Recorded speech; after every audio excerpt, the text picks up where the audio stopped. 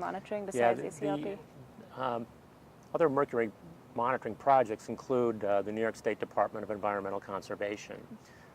We're funding a 3-year program for them to hire a couple fish and wildlife technicians to greatly increase the number of lakes in New York State that they're surveying for mercury in fish and mercury in water. And there's about 120 lakes that they're surveying over that 3-year period. And each year they look at mercury levels in a variety of different fish species, usually the fish species that are most commonly consumed by fishermen. And they provide that data to the New York State Department of Health. And already they're in their 3rd year of surveys, but from the first 2 years, the State Department of Health has already increased the number of fish advisories based on the work that the DEC has done. We're also looking at some new monitors for measuring mercury. We're not sure how much mercury is deposited in wet deposition only.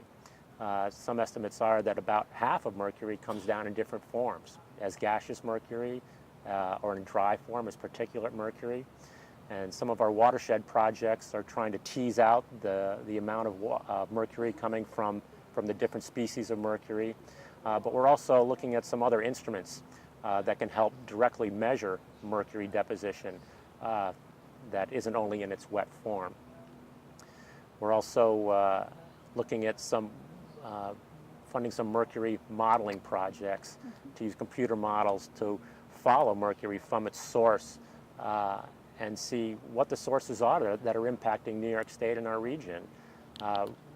The different forms of mercury have different retention times in the atmosphere. Some mercury falls out relatively quickly within a matter of a couple days from its source. Other mercury can stay aloft for up to a year. So mercury is truly a global pollutant. And because of that, when we look at mercury reduction strategies, we need to look at what we can do here locally. We need to look at what we can do regionally, nationally, but also around the world. Because some of the mercury that's falling on New York State and in the Adirondacks and Catskills is coming from Asia. And there's an awful lot of, there's a big increase in the amount of coal-fired electricity generation in Asia right now, and that's part of the equation. So